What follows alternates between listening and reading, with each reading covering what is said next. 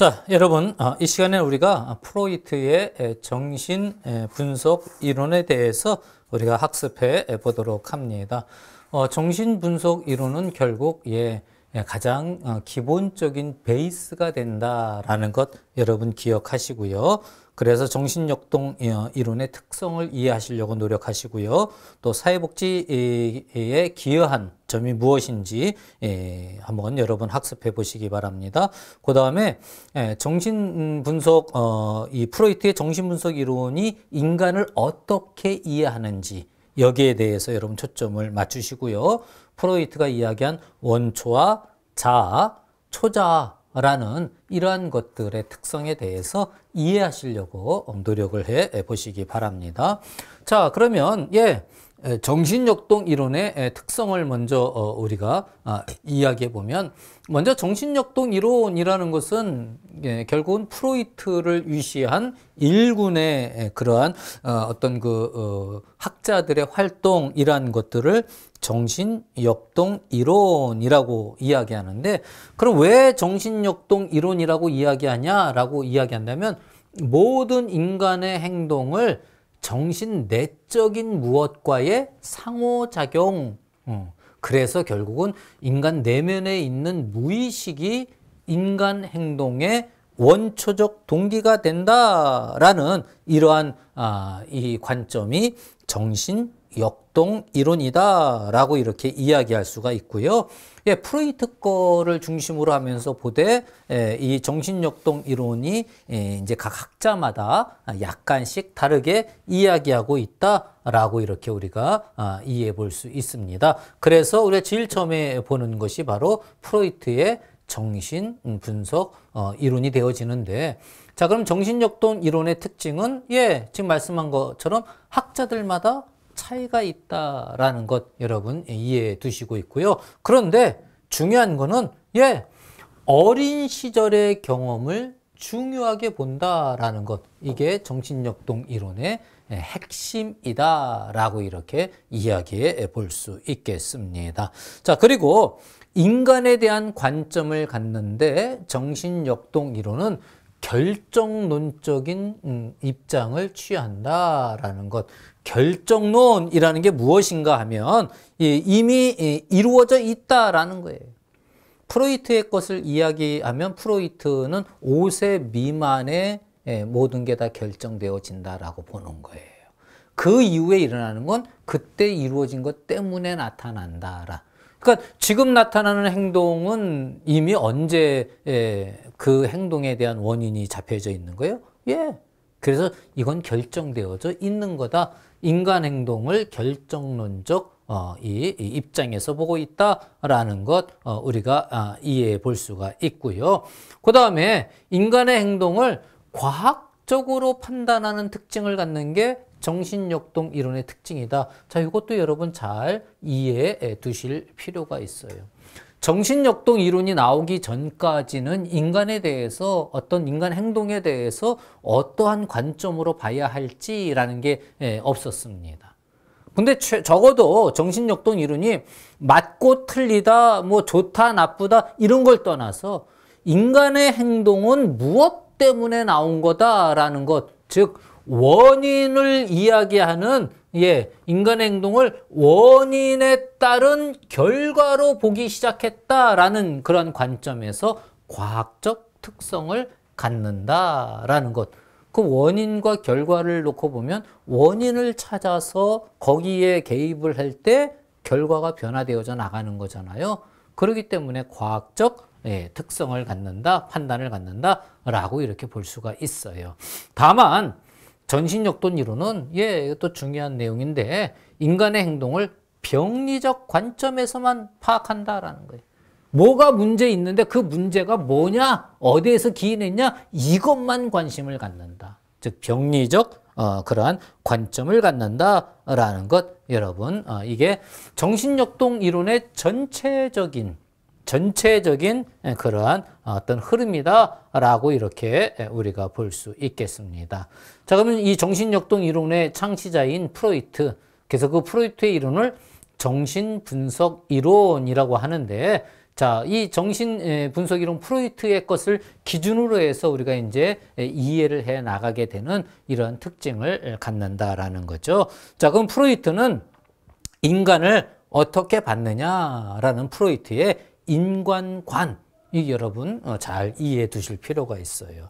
프로이트의 인간은요, 먼저 인간을 수동적인 인간으로 봤다라는 것, 이게 중요합니다. 자, 수동적이다라는 건 무엇인가 하면 인간의 행동은 자기 자신의 어떤 의지에 의해서 나오는 게 아니다라는 거예요. 자기의 내면 깊숙이 있는 무의식에 의해서, 이거는 어떤 의식의 영역이 아니에요. 의식의 영역이 아니에요. 의식의 영역이 아니기 때문에 무의식이라고 하는 거예요. 인간의 행동은 자기의 의지에 의해서 이루어지는 게 아니라 이런 그 인간의 인식이 이해하고 있지 못하는 그 무의식, 여기에서부터 인간의 행동이 나온다. 그러니까 인간의 행동은 그거에 의해서 이루어지는 것이다. 어떻다라는 거예요? 수동적인 모습을 갖는다.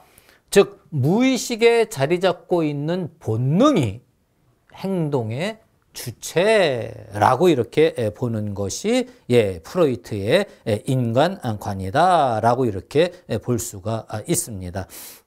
그러므로 이 본능은 비합리적이고 통제할 수 없다. 왜요? 무의식에 있단 말이에요. 의식 가운데 있으면 저거 저렇게 나올 땐 저렇게 하지, 개입할 수 있지만 무의식은 본능적인 거예요. 충동적인 거예요. 또 비합리적인 거예요. 그러니까 통제할 수 없다라는 거죠. 이러한 무의식의 본능은 결국은 이 무의식의 본능에 대한 핵심을 프로이트는 두 가지로 봤어요. 이것도 참 재밌어요.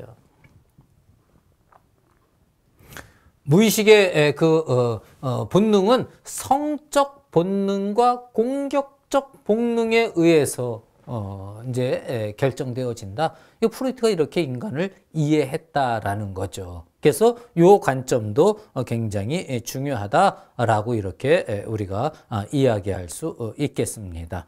자, 인간은 무의식 속에서 어떤 그 본능의 충동에 의해서 작동하게 되어진다는 거죠. 그래서 긴장 상황에 들어가게 되는데 이 긴장을 해소하기 위해서 나타나는 게 여러 행동들이다라고 이렇게 이야기하는 게 프로이트가 인간을 바라보는 거예요.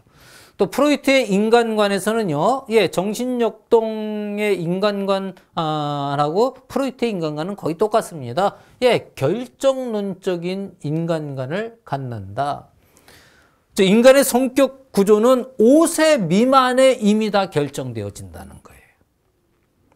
그리고 한번 이렇게 구성되어진 심리 구조는 변하지 않는다라고 이렇게 보았습니다. 따라서 성인기에 나타나는 문제는 이 어린 시절 그 심리 구조에 생긴 그러한 성격 구조에 의해서 나타나는 것이다 라고 이렇게 이야기해요. 그 현재를 더 중요하게 봐요? 과거를 더 중요하게 봐요? 현재보다는 과거를, 특히 5세 이전의 경험을 중요하게 보는 게 이게 결정론적인 인간관, 프로이트의 인간관이다라고 이렇게 이야기해 볼 수 있고요. 자, 인간은 투쟁적 인간이다라고 이렇게 이야기했습니다. 자신의 행복을 추구하기 위해서 지속적으로 이 사회에 투쟁하는 존재이다라고 이렇게 봤고요. 또 사회는 사회 자체로서의 의미를 갖는 것이라기보다는 개인 활동의 산물이다. 개인 활동의 산물이다라는 건 결국 개인이 중요하다라는 거죠. 개인이. 즉, 뭘 보지 않는 거예요. 이 환경에 대해서는 관심을 전혀 갖지 않는 것. 그러니까 프로이트의 이론은 인간의 어떤 문제에 대해서 과학적으로 보기 시작했다라는 그러한 기여는 분명하지만 환경을 도외시하는 이러한 또 맹점을 가지고 있다라고 이렇게 우리가 볼 수가 있겠죠. 자, 사회도 개인 활동의 산물이므로 결국 인간을 볼 때 심리 내적인 걸, 그래서 정신분석 이론을 창시하게 되어졌다는 갖췄다라는 거죠. 자, 그래서 여기서 이 프로이트가 이야기하는 정신결정론 우리가 조금 여러분 핵심으로 이해됩니다. 인간의 정신활동은 무작위 또는 우연히 일어나지 않는다.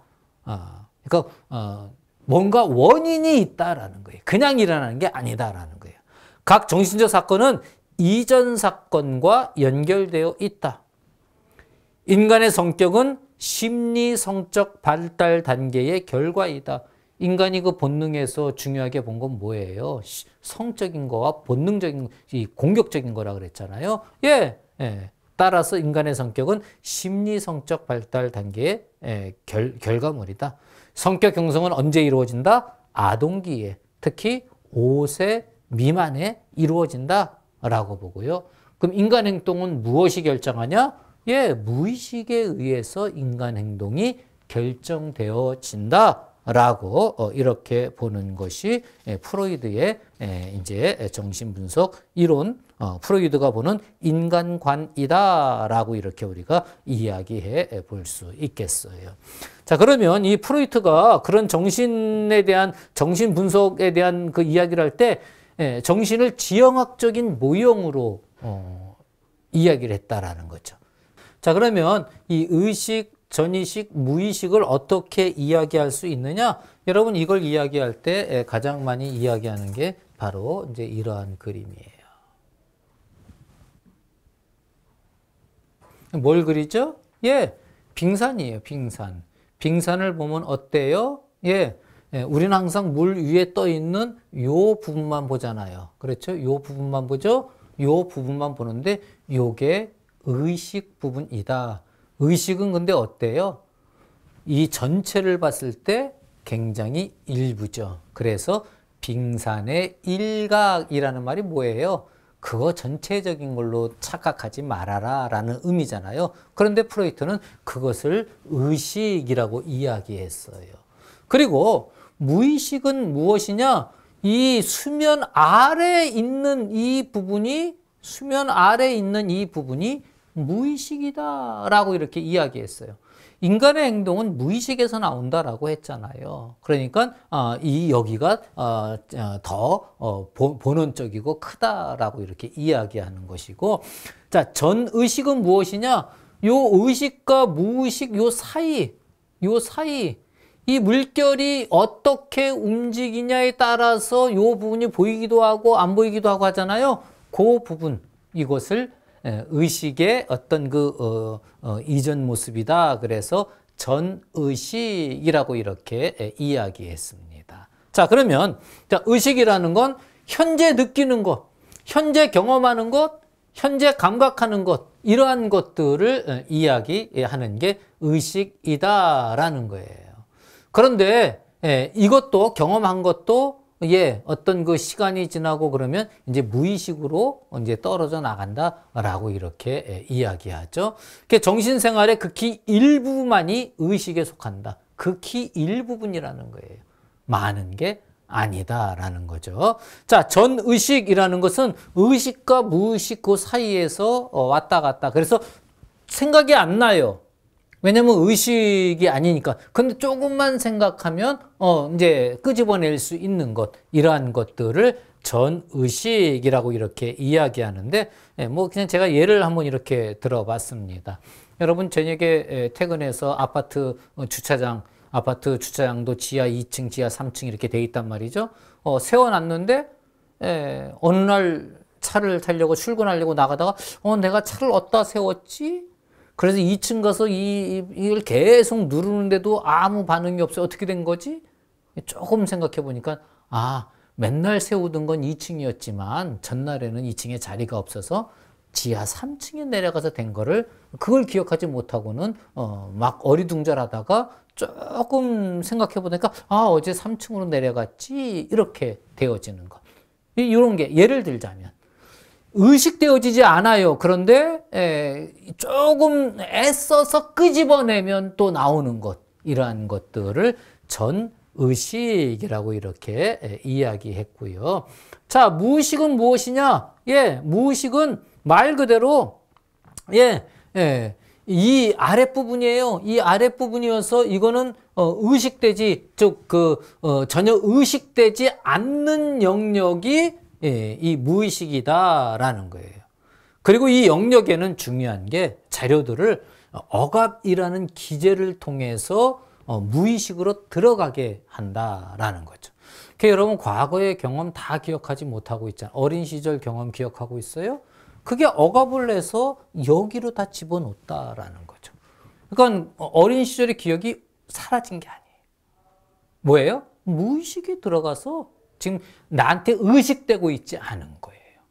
그런데 내가 어떤 위기 상황에 행동할 때 그게 작동을 해서 나의 행동이 나오게 한다라는 게 프로이트의 이야기예요.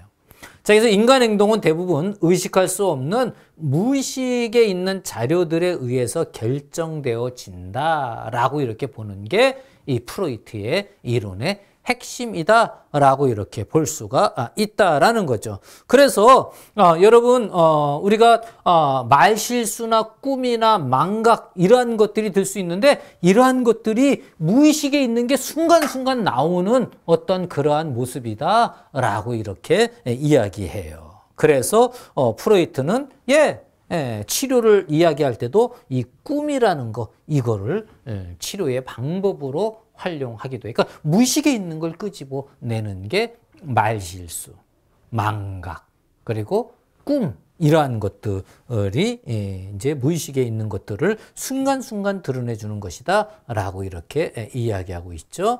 자, 그러면서 또 정신지도에 대해서 이야기하고 있는데 이 정신지도에 대해서 이야기하는 것도 이것도 그림으로 이해하는 게 굉장히 중요합니다. 그래서 프로이드는 인간의 정신을 이렇게 이야기했어요. 요 아래가 이드라는 건 결국 무엇을 이야기하는가 하면 원초화라는 것 이걸 이야기하는 거예요. 그 다음에 이렇게 해서 여기가 에고 자아라는 거죠. 그리고 또 한쪽이 슈퍼 에고 초자라고 이렇게 이 정신 지도를 이렇게 구분해서 이야기했습니다. 자, 그러면 이 이드는 무엇이냐? 원초화라고 이야기하는 건 인간의 어떤 그 가장 원초적인 그 모습을 갖고 있는 게 바로 이 이드이다라고 이렇게 이야기하는 거예요. 당연히 어디에 존재한다? 당연히 의식과 무의식을 이야기할 때 무의식에 존재한다라고 보는 거예요. 이드는 무의식에 있는 거예요. 그러니까 여기는 어떤 원리를 가지고 활동하느냐? 본능에 의해서 활동을 한다. 그 다음에 쾌락의 원칙을 따른다. 그리고 1차적인 사고를 한다. 1차적인 사고라는 건 뭐예요? 배고프면 바로 먹어야 문제가 해결되어지는 것. 이러한 것들을 이야기하고요. 그리고 이 의식은 반사작용에 관여한다라고 이렇게 이야기해요. 그러니까 본능, 또 쾌락, 또 어떤 무의식 이렇게 이야기하면 이드와 원초화와 연결해서 성격을 이야기하고 있다라는 거죠. 자, 에고는 뭐냐? 에고는 의식되어지는 그러한 부분이에요. 그래서 이 현실에 맞는 행동 원리를 이야기하는 게 현실을 보게 하는 게 이 에고예요. 성격을 집행해 나가는 건 현실에서는 그 현실을 보고 하니까 성격 집행은 에고가 성격 집행자이다라는 거죠. 현실 원칙에 지배를 받는다. 즉, 적정한 시기까지 긴장을 방출하지 않도록 지연시키고 사회에서 수용할 수 있는 그러한 모습이 되게끔 하는 그러한 모습이고요. 2차적인 사고. 이드는 배고프면 먹어요. 내 건지 남의 건지 가리지 않고 먹어요. 그런데 이 2차적인 사고를 한다라는 거는 만족을 시킬 때까지 어떤 것을 지연시키는 그러한 것이 이제 2차적인 그러한 행동이에요. 그래서 배고프다라고 하면은 그 음식을 떠올린다라고 한다면 그건 1차적인 사고죠. 근데 1차적인 사고 한다고 해서 뭘 먹고 있어요? 먹지 못하죠. 그런데 이거를 배고픈데 음식을 떠올려도 내가 먹지 못하는 건 똑같다라는 걸 알고는 먹을 수 있을 때까지 이제 참는 이러한 모습. 식당을 찾아가고 먹는 걸 이제 찾아가는 이러한 모습을 갖는 것. 이게 2차적 사고라고 이렇게 이야기할 수 있겠습니다. 자, 현실 원칙과 2차적 사고는 어떤 이드의 쾌락 원칙과 항상 충돌을 맞게 되어져요. 갈등을 갖게 되어진다라는 거죠. 자, 그 다음에 인간 행동을 이제 이 자아라는 걸 통해서 봤죠. 2차적 사고한다라는 것 우리가 봤죠. 그리고 나서 이 초자라는 것, 결국 이 초자라는 거는 무엇이냐라고 이야기한다 그러면 이제 슈퍼에고잖아요. 자, 인간 성격에 있어서 가장 늦게 발달하는 게 초자예요. 어떤 부모와 사회적 가치를 동일시하게 되면서 발달하는 건데, 그때 나오는 게 이제 이 오이디푸스 콤플렉스와 엘렉트라 콤플렉스라고 이렇게 이야기할 수 있죠. 그러면서 갈등을 해결해 나가면서 이 초자가 발달해 나갑니다. 그러니까 이 초자는 옳고 그름, 어떤 도덕적 판단, 이러한 것들에 관여되어지는, 부모와의 갈등에서 부모가 상을 줄 때가 있고 벌을 줄 때가 있죠. 이러한 걸 토대로 해서 이 초자가 발전해 나간단 말이죠. 그래서 도덕적 판단을 관장한다라고 이렇게 이야기해 나갈 수 있다라는 거죠. 자, 그 다음에 결국은 그렇게 하면서 이상, 현실이 아니라 이상.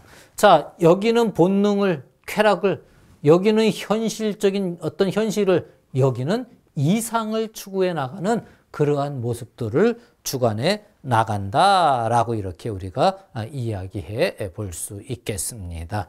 자, 오이디푸스 콤플렉스와 엘렉트라 콤플렉스는 같은 거죠. 이거는 이제 남아에게서 나타나는 거고, 엘렉트라는 여아에게서 나타나는 그러한 모습이죠.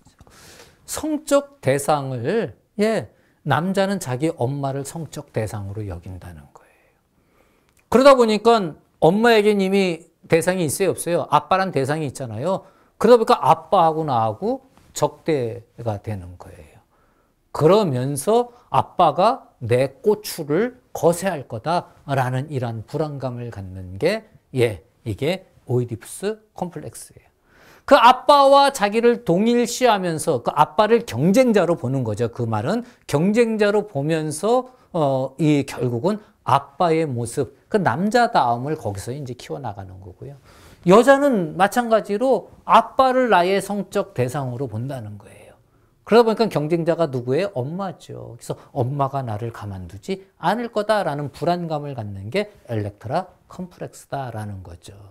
그런데 그렇게 엄마와 경쟁자로서 보면서 엄마를 닮아가는 이러한 모습이 되어지는 게 이제 오이디푸스 콤플렉스와 엘렉트라 콤플렉스를 이야기하고 있다라고 이렇게 우리가 이야기해 볼 수 있겠습니다.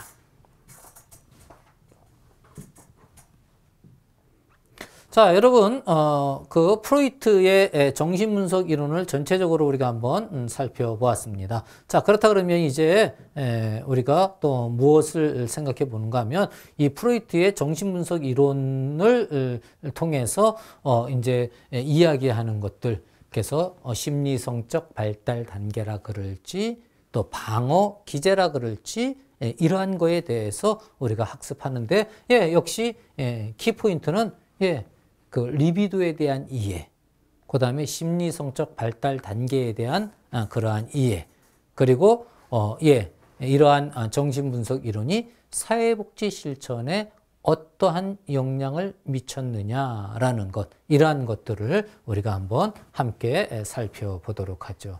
자, 프로이트는 그 인간의 발달을 심리성적 발달 단계를 자, 여기 보는 것처럼 이렇게 제시했습니다. 그래서 구강기, 학문기, 남근기, 잠복기, 생식기. 성적 욕구가 어디에 집중되느냐에 따라서 구강기, 입에 집중된다. 학문기, 학문 똥꼬에 집중되어진다. 남근기, 꼬추에 집중되어진다. 잠복기 이러한 것이 잘 나타나지 않고 감춰진다. 생식기는 이제 다 이제 성숙되어져서 이제 전체적인 모습이 되어졌다라고 이렇게 이야기하는 거죠. 자, 그래서 이 구간기는 0에서 1세인데, 예, 발달 가업으로는 분리하는 것. 자기 자신을 이제 개인적으로 만드는 개별화하는 것. 또 대상과의 관계를 형성하는 것.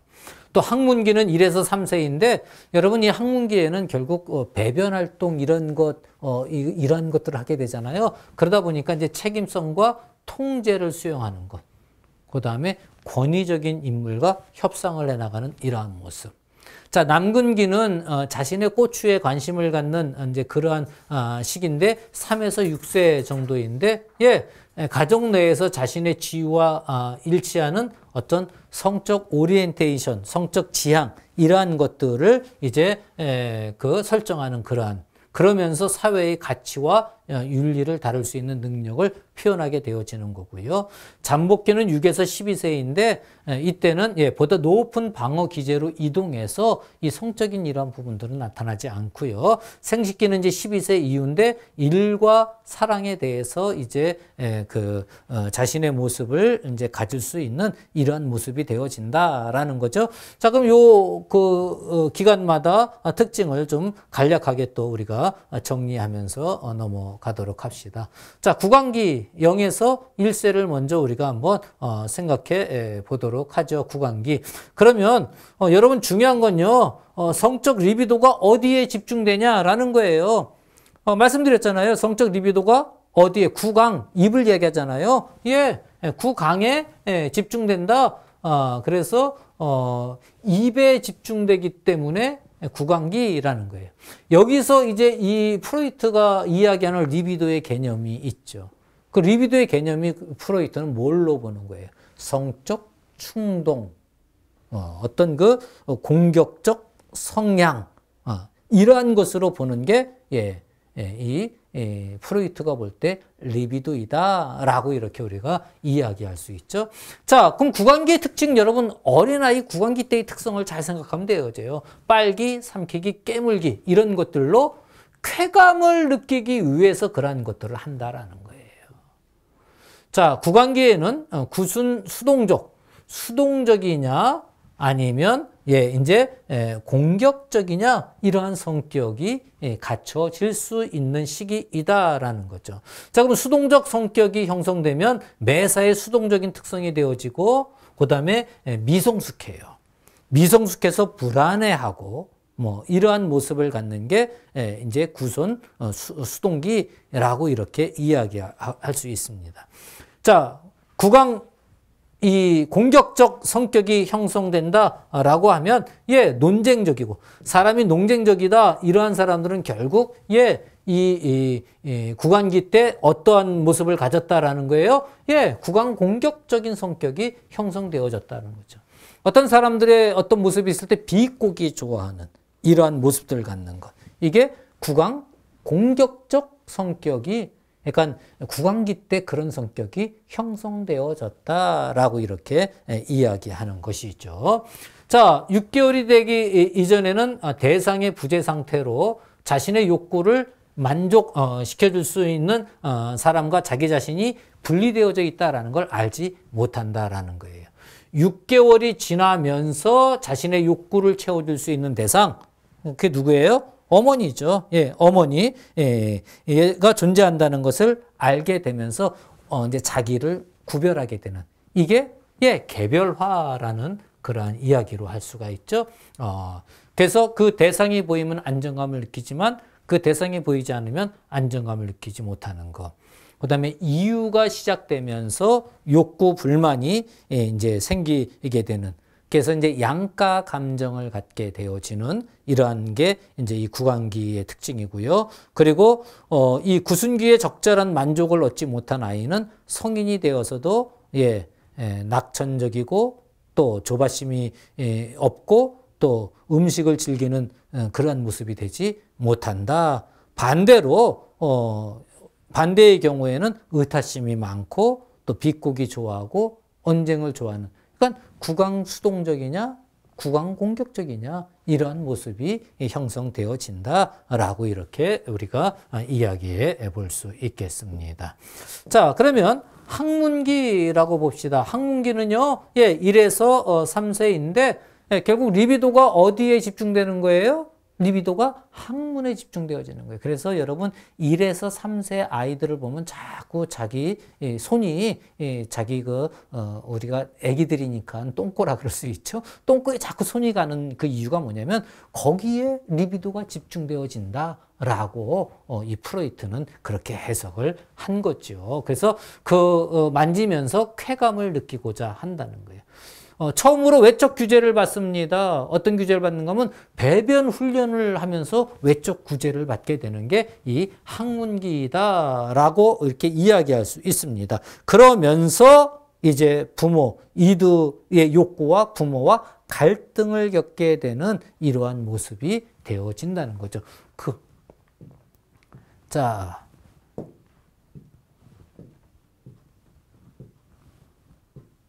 자, 그래서 이 시기에 만약에 고착이 되어지면 어떤 모습이 있냐? 강박적인 성격이 형성되어진다. 자, 여러분 이런 걸 잘 이해해 주세요. 아이들이 어린 시절에 배변 훈련에 의해서 잘못된 성격이 구성되어지면 어떤 특징이 나타난다? 강박적 성격이 나타나게 된다라고 이렇게 처음으로 이야기한 게 프로이트다라는 거예요. 부모가 지나치고 강압적으로 이 배변 훈련을 할 때 폭발적인 성격을 갖게 되고요. 그 다음에 반면 부모의 규제에 동조하고 순응하는 경우에는 강박적인 그러한 성격. 그래서 여러분 지나치게 검소하고 지나치게 어떤 그 손을 자주 닦고 이런 것들은 이 시기에 지나치게 부모에게 순응하는 이러한 모습으로 이제 형성되어진 그러한 성격의 모습이다라고 이렇게 이야기할 수 있겠고요.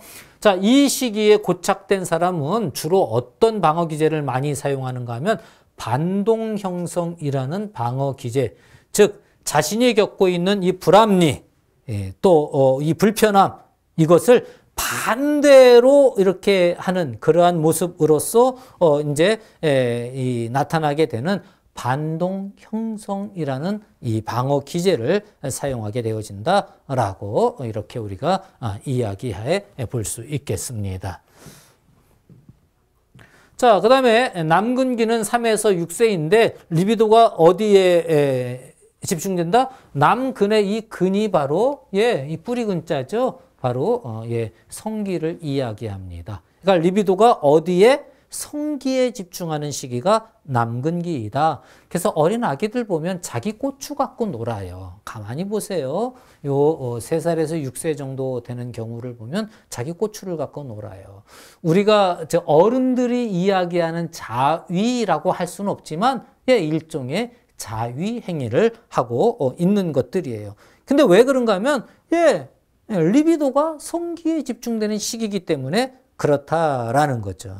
그래서 자신의 성기에 대해서 관심이 많아지는, 그래서 만지작거리는 자유행위를 하거나 그 다음에 부모에게 출산이나 성에 대해서 묻기도 하고요. 자, 거기에 집중이 모이다 보니까 남아는 오이디푸스 컴플렉스, 여아는 엘렉트라 컴플렉스를 갖는 이 시기가 이 시기가 되어지고요. 동성 부모를 적대시하면서 내가 엄마를 취하려면 아빠처럼 돼야 돼. 내가 아빠를 취하려면 엄마처럼 돼야 돼. 왜냐하면 지금 현재의 짝은 엄마 아빠가 짝이니까요. 그러다 보니까 결국 자기의 동성 그 부모, 즉 남아는 아빠가, 여아는 엄마가 롤 모델이 되어지는, 이 역설적이죠. 경쟁자예요. 경쟁자는요, 뒤집어 보면 롤 모델이 돼요. 내가 그렇게 돼야 나도 그 자리에 가게 된다라는 거죠. 그래서 자기의 동성 부모를 롤 모델로 삼게 되어지는 이러한 모습이 되어지는데, 자, 이 시기에 고착하게 되면 경솔하거나 과장하거나 야심적인, 남자는 항상 남자다워야 돼라고 강조하는 사람들, 이 남근기의 성격이 고착되어진 경우가 많아요. 그래서 남자다움을 막 강조한다. 그러면 아유, 저 사람 남근기에 문제가 있었구나. 이렇게 볼 수가 있는 거죠. 여자 같은 경우에는 난잡하고 유혹하고 경박한 기질을 갖게 되는 것. 그리고 여자가 강하게 남자를 능가하려고 하는 이거에 집착하는 모습도 역시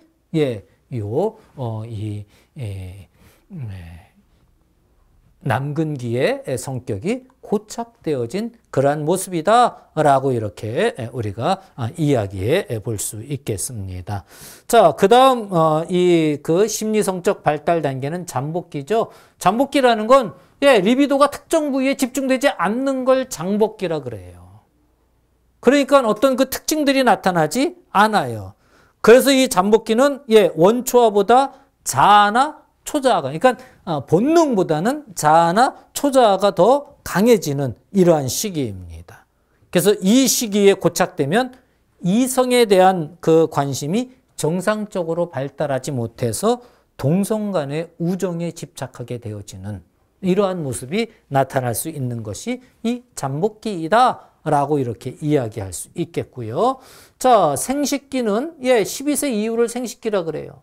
그래서 호르몬이나 생리적 요인으로 인해서 그동안 억압되었던 성적 에너지가 이제 다시 직접적으로 억압되어졌다는 건 잠복기에 억압되어졌다는 걸 이야기해요. 이게 다시 이제 직접적으로 표현되어지는데 근데 이제는 성숙했다라는 거죠. 그래서 프로이트는 이 사춘기 이후 발달 가업으로 부모로부터 자유로워지는 것, 곧 독립이라고 이렇게 이야기했고요.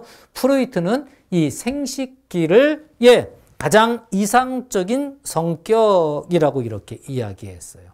그러고 보니까 여러분, 프로이트는 이 생식기, 그러니까 12세 뭐 그 어름, 그것 이상의 어떤 청년기, 장년기, 노년기 여길 이야기해야 안 해요? 이야기하지 않아요. 그냥 그 정도까지를 이야기하는 것으로 멈췄다라는 그러한 특성을 우리가 가질 수 있겠습니다. 자, 그러면 이 프로이트의 이론 중에서 방어 기제와 치료 방법에 대해서 우리가 한번 정리해 볼 필요가 있습니다. 방어 기제의 개념에 대해서 먼저 우리가 한번 생각해 봐야 돼요. 자, 방어 기제라는 것은 어떤 자아가 어떤 문제에 직면했을 때에 또는 심각한 갈등 상황에 봉착했을 때에 자기를 보호하기 위해서 무의식에서부터 무의식적으로 작동하는 심리 기제, 이게 방어 기제예요. 그러니까 나를 보호하기 위해서 내 무의식에서 나도 모르게 나타나는 게 방어 기제입니다. 그래서 이 방어 기제는 원초의 충동이나 초자의 압력에 대해서 이 어떤 자기 자신을 보호하기 위해서 그 자기도 모르게 사용하는 일정한 심리적인 패턴이다라고 이렇게 이야기할 수 있고요. 사실은 이러한 그 방어 기제에 대한 이론은 프로이트의 딸인 안나 프로이트에 의해서 더 정교하게 정리되어졌다라고 이렇게 우리가 이야기해 볼 수 있어요. 그럼 방어 기제의 특징을 우리가 한번 생각해 보면 방어 기제 자체가 문제가 되는 건 아니에요. 왜냐하면 여러분, 나를 보호하기 위해서 나타나는 어떤 그 행동 패턴이기 때문에 그건 나를 보호하는 거예요, 일종의. 그러니까 이거는 방어 기제 그 자체가 문제가 되는 건 아니다라는 거예요. 그러니까 방어 기제가 나타나는 것 정상적인 거예요. 그리고 이 방어 기제는 자아가 느끼는 불안에 따라서 여러 가지로 나타나게 된다라는 거죠. 그래서 심리 내에서 자존감을 유지하고 어떤 실패나 박탈감, 또 죄책감 이런 것들을 줄이려고 하는 게 방어 기제다라는 거죠. 그래서 이 방어 기제는요, 불안이나 고통이나 또 이러한 그 갈등에서 나를 보호하는 역할을 하는 게 방어 기제이다라고 이렇게 이야기할 수 있죠. 다만 이제 문제가 되는 게 뭔가 하면 이 방어 기제는 자연스러운 건데 지나치게 방어 기제에게 의존할 때에 병리적인 증상이 나타나게 된다라는 거죠. 그래서 다른 사람과의 관계까지 불편하게 어렵게 만드는 모습으로 나간다? 그러면 이제 그때 이 방어 기제는 뭐가 되겠습니까? 예, 문제가 되어진다라고 이렇게 우리가 이야기해 볼 수 있다라는 거죠. 자, 이 방어 기제의 특징 계속 이어서 보면, 예, 이 치료 과정에서는 방어 기제를 제거하는 게, 왜냐하면 그게 지나치게 나타나는 거기 때문에 그걸 제거하는 게 목적이 되죠. 그런데 그것만 목적이 되는 건 아니다라는 거예요. 어떤 개인이 주어진 상황 속에서 보다 더 적응적인 모습이 되어지기 위해서 때로는 방어 기제를 강화하기도 한다. 그러니까 1차적으로는 방어 기제를 제거하는 걸 목적으로 삼지만 경우에 따라서는 방어 기제를 오히려 강화해서 자기 자신을 보호하게 하는 것, 이런 게 치료 과정에서 이제 이 방어 기제를 다루는 것이다라는 거고요. 한 번에 한 가지 이상의 방어 기제를 사용하기도 한다라는 것. 그리고 방어 기제 사이에는 위계가 존재한다라는 거예요. 그래서 예, 투사나 부정이나 퇴행이라는 것이 억압이나 승화라는 것보다 먼저 이러한 것들이 작동되어지고요. 이러한 것들은 어떤 그 순서로 봤을 때 뒤로 밀려나게 되어진다. 왜냐하면 무의식으로 나타나서 자기를 보호하는 거기 때문에 이러한 것들이 먼저 나타나고요. 좀 바람직한 어떤 그 방어 기제들은 후에 나타나게 되어지는 그러한 모습이 되어진다라고 이렇게 우리가 이야기해 볼 수 있겠습니다. 자, 그럼 이 방어 기제의 종류를 알아야겠죠? 방어 기제의 종류를 알 때 먼저 억압이라는 걸 한번 이야기해 볼 수가 있어요. 억압이라는 것은 가장 대표적인 방어 기제가 바로 억압입니다. 그래서 가장 초보적이고 가장 보편적이고 1차적인 방어 기제예요. 고통스럽거나 위협적인 어떤 이러한 이 충동, 이러한 것들을 어떻게 하는 거예요? 무의식 속으로 추방해 버리는 게 억압이에요. 자, 여러분, 의식과 무의식이 이렇게 있다 그랬잖아요. 이게 전의식이 있고요. 그러면 여기에서 어떤 고통스러운 걸 겪었다. 가장 일반적으로 나타나는 건 이거를 무의식으로 밀어 넣어 버리는 거예요. 그런데 이게 어떻게 일어나는 것? 무의식적으로 나도 생각하지 못한 그러한 상황에서 일어나는 것. 이게 억압이다라는 것.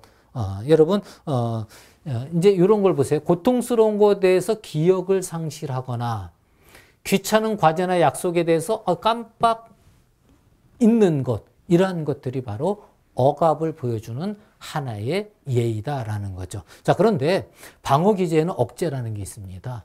이 억제와 억압은요, 의식에 있는 걸 무의식으로 밀어넣는 건 똑같아요. 그런데 이 억제는 뭔가 하면, 의식적으로 잊으려고 하는 거예요. 이 억압은 나도 모르게 그냥 이 무의식으로 밀어넣는 게 억압이라 그러면, 억제는 나 이거 싫단 말이죠. 싫으니까 내가 의식적으로 그걸 잊으려고 하는 거예요. 잊는다라는 건 무의식으로 집어넣는. 왜냐하면 사람의 일들은 잊어지는 게 아니라는 거예요. 무의식으로 간다는 거죠. 이 프로이트의 이야기는. 내가 의도적으로 의식적으로 자꾸 잊으려고 하는 거. 이건 억제. 그럼 내가 어떻게 한 게 아니라 그냥 나도 모르게 그냥 무의식으로 밀어넣은 거. 이게 억압. 그래서 대표적인 방어 기제가 억압이다라고 하는데, 근데 간혹 출제될 때 이 억제와 구분할 수 있는지 없는지에 대한 그러한 출제가 이루어지고 있다라는 것들 여러분 기억해 두시기 바랍니다. 자, 저항이라는 건 억압된 감정들이 의식화되는 걸 방해하는 것. 이것을 저항이라고 이렇게 이야기할 수 있고요. 퇴행이라는 건 뒤로 물러나는 게 퇴행이에요. 그러니까 어떤 그 위기 상황을 맞아서 갑자기 어린 아이처럼 되어져 버리는 것. 이런 게 퇴행이에요.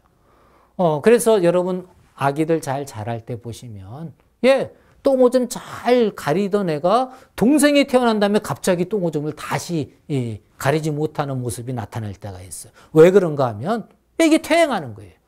동생이 태어나서 뭔가 위기를 느끼는 거예요. 근데 이 위기를 느끼는데 위기를 느끼가 불안하잖아요. 이거를 이제 나를 보호하기 위해서 나도 모르게 과거로 돌아가 버리는 그러한 모습이 퇴행이다라고 이렇게 이야기할 수 있고요. 자, 반동 형성이라는 것은 용납할 수 없는 그러한 충동이나 갈등이 나왔을 때에 수용 가능한 그러한 그러면서도 어떤 그 충동에 반대되는 행동으로 나타나는 게 이게 반동 형성이에요. 미운 놈 떡 하나 더 준다라는 그 속담을 써놨어요. 미운 놈에게 떡 하나 주는데 그 사랑해서 주는 거예요? 아니잖아요. 그러니까 반대로 나타나는 거죠. 이게 반동 형성이고요. 자, 투사라는 것.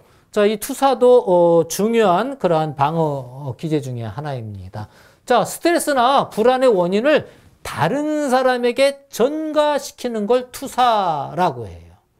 자, 예를 들어서 이해하면 어떤 사람이 자신을 미워했기 때문에 자신도 미워한다 생각함으로써 죄의식, 이러한 것들을 어떻게 하는 거예요? 약화시키는 걸 이야기하죠. 그래서 잘못되면 조상 탓하는 경우. 내 잘못 아니야. 조상이 그랬으니까 나도 그러는 거야. 이게 잘못을 다른 사람에게 전가시킴으로 자기를 보호하려고 하는 것. 이게 투사이다. 자, 내면화라는 건 애증과 같이 이 강한 어떤 이러한 이 감정을 직접적으로 표현하는 걸 막기 위해서 어떤 외부의 대상을 자기 내면의 자아 체계로 받아들이는 것, 이것을 내면화라고 이렇게 이야기할 수 있는데, 어머니를 미워하는 감정을 드러낼 수 없잖아요. 그건 도덕적으로 옳지 않잖아요. 그러니까 누구를 미워해요? 자기를 미워해요. 자기 자신에게 돌리는 것. 이런 게 내면화라고 이렇게 이야기할 수 있겠고요.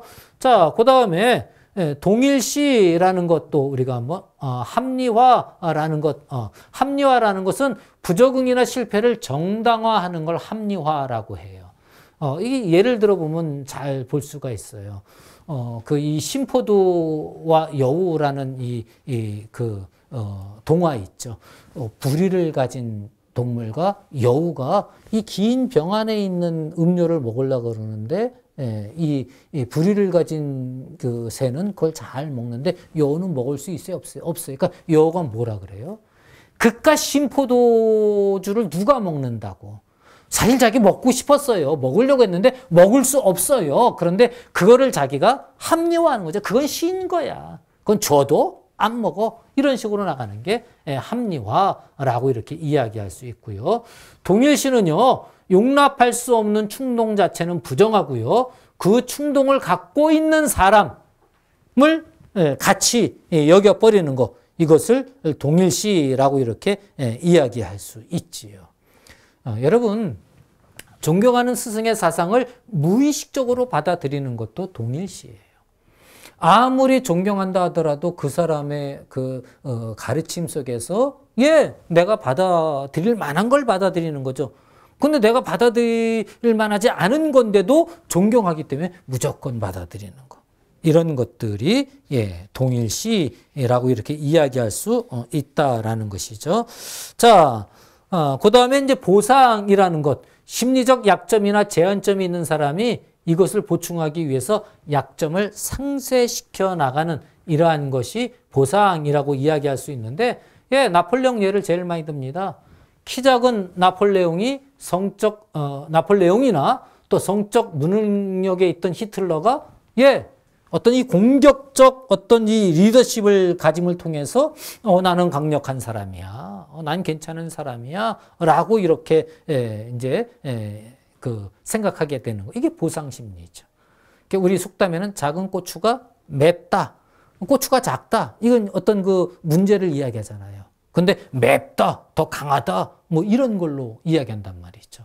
그래서 키가 작은 거 컴플렉스란 말이죠. 근데 그걸 뛰어넘어서 나는 그 강력한 리더십을 가지고 있어라는 걸로 자기 자신을 보상하는 이런 게 보상이고요. 자, 그 다음에 대치와 전치 매우 중요합니다. 그래서 이 대치와 전치라는 것 비슷한데 중요해요. 그런데 정서적으로 아주 중요한 것을 이제 수용할 수 없는 대상을 심리적으로 수용 가능한 대상으로 바꾸는 것. 즉 대상의 포인트를 맞추는 게 대치예요. 이게 무의식적으로 이루어나는 거죠. 친구 남편에게 매력을 느꼈어요. 근데 친구 남편을 사귈 수 있어요, 없어요? 그건 불륜이잖아요. 그러니까 친구 남편처럼 어떤 특성을 가진 사람과 사귀는 것. 이게 대치예요. 그러니까 대상의 포인트가 맞은 거예요. 자, 전치는 무엇이냐? 실제 그 대상에 갖췄던 감정을, 포인트가 감정이에요. 그대로 그 대상에게 표현하면 안 되니까 그 감정을 다른 거에다가 표현하는 것. 이게 이 전치예요. 그래서 엄마에게 화가 났어요. 엄마가 화가 난 아이가 엄마를 때립니까? 엄마를 때렸다간 두 배 더 세게 맞거든요. 그러니까 어떻게 해요? 신발 주머니를 집어 던진다 그럴지, 장난감을 집어 던진다 그럴지. 이게 뭐예요? 감정을 거기에다가 쏟는 거잖아. 이게 전치. 대치와 전치는 대상의 포인트를 맞추느냐 아니면 감정의 포인트를 맞추냐에 따라서 대상의 포인트를 맞추는 것을 대치라고 하고 감정의 포인트를 맞추는 걸 전치. 따라서 이 두 개의 이 방어 기제는 비슷한데 포인트가 어디에 있느냐라는 걸 중요하게 여긴다라는 것 여러분 우리가 생각하셔야 됩니다. 자, 격리 불안이라는 건 힘든 기억이나 위협으로부터 떨어지는 것, 자기를 분리해내는 것, 이게 격리 분리라고 이렇게 이야기하고요. 자, 그 다음에 부정이라는 건 무엇이냐? 일어나지 않은 것처럼 부인해버리는 거예요. 할아버지가 죽었는데도 마치 할아버지가 살아있는 것처럼 행동하는 것. 애인이 죽었는데 애인의 물건이나 애인의 방이나 이런 걸 그대로 냅두고 그 안에 들어가서 마치 대화하듯이 하는 것. 이거 전부 뭐 하는 거예요? 부정하는 거죠. 이것도 자기를 보호하기 위한 것이다라는 거죠. 자, 그 다음에 이 승화라는 건 사회적으로 수용될 수 있는 모습으로 바꾸는 거예요. 그래서 창조적인 방어 기제가 바로 승화이다라고 이렇게 이야기할 수 있어요. 그럼 대표적인 게 뭐냐? 폭력적인 사람이 그 폭력을 그대로 행사할 수 없으니까 권투 선수가 되어져서 뭐 금메달을 따는 이러한 모습이 된다. 그건 자기를 승화시키는 거죠. 이러한 것들. 그러니까 창조적인 방어 기제하면 승화를 예를 들 수 있습니다. 취소 또는 원상복구라는 건 무의식에서 다시 돌려놓는 그러한 모습. 그래서 동생을 툭 때리고는 그 툭 때린 게 잘못됐다라는 걸 알잖아요. 그 순간 자기 마음에 갈등이 온단 말이죠. 그걸 어떻게 또 해결해요?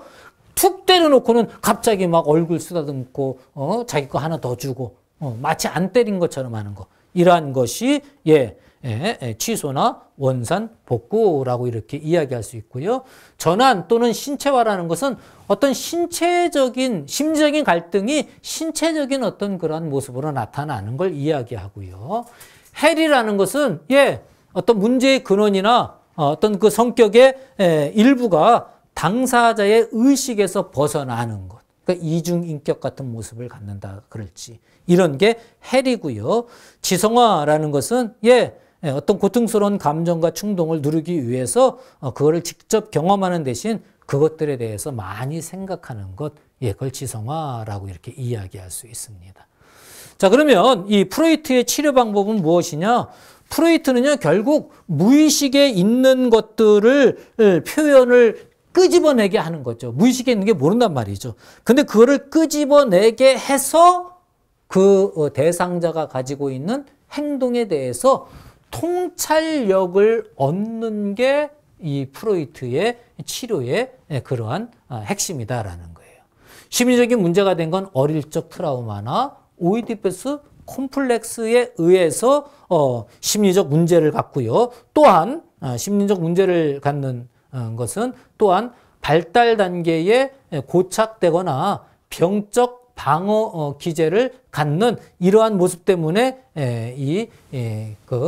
심리적 그 문제가 일어난다라는 거죠.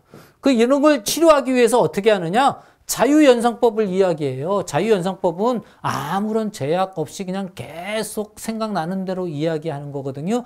그렇게 계속 이야기하다 보면 나도 모르게 내 속 깊숙이 무의식에 있는 걸 끄집어낸다는 거죠. 그래서 자유연상법을 활용하는 그러한 모습이 있고요. 그거와 연결해서 꿈이 무의식을 어떤 표현하는 그 방법이다라고 이렇게 보기 때문에 꿈을 해석하는 이러한 걸 가지고 이제 치료 방법을 쓰고요. 그 다음에 어떤 전이 해석이나 저항이라는 것들을 해석하는 걸 통해서 무의식에 대해서 통찰력을 얻는 것. 그 다음에 이 전이는 치료 과정에서 이 치료자가 내담자가 치료자에게 보이는 반응을 전이라고 하거든요. 이 전이라는 걸 통해서 또 이제 치료를 해 나가고요.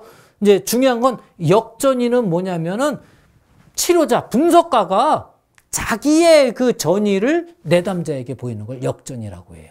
과거에는 이 역전이를 하면은 전문가 아니라고 했는데 요새는 바뀌었습니다. 역전이도 치료를 위해서 사용할 수 있다라고 이렇게 이야기하고 있고요. 자, 그 다음에 저항이라는 것 우리가 또 이제 다루게 되는데 어떤 치료적 발전을 저해하는 그 내담자가 무의식적으로 어떤 욕구를 표출하는 것을 방해하는 것. 이러한 것을 우리가 저항이라고 이렇게 이야기해 볼 수 있겠습니다.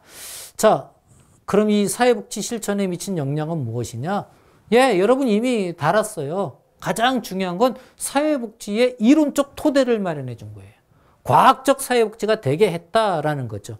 인간을 어떤 원인과 결과로 보게 했다라는 거예요. 그래서 의료적 모델에 입각한 인과론적 그 모습. 그 다음에 사회복지에서 인간을 개별 이렇게 얘기하잖아요. 인간을 개별화하는 데도 일정한 역할을 했다라는 거죠. 다만 한계점은 무의식과 같은 어린 시절에 한정되어져 있다라고 이렇게 이야기할 수 있고요. 프로이트 정신분석이론은 너무나 이거는 이론적이기 때문에 훈련이 굉장히 어렵습니다. 그러니까 전문가가 되기 쉽지 않다라는 것도 문제고요. 인간을 병리적으로만 보고 있다. 인간의 긍정적인 모습을 보지 않아요. 그러니까 병리적으로 인간을 본다는 것도 문제고 인간을 기계적으로 보고 있다라는 것도 역시 문제라고 할 수 있겠습니다. 자, 프로이트의 정신분석 이론, 정신역동 이론과 더불어서 프로이트의 정신분석 이론의 특징에 대해서 여러분 잘 정리해 두시면 나머지 이론들을 이해하는 데 도움이 됩니다. 수고하셨습니다.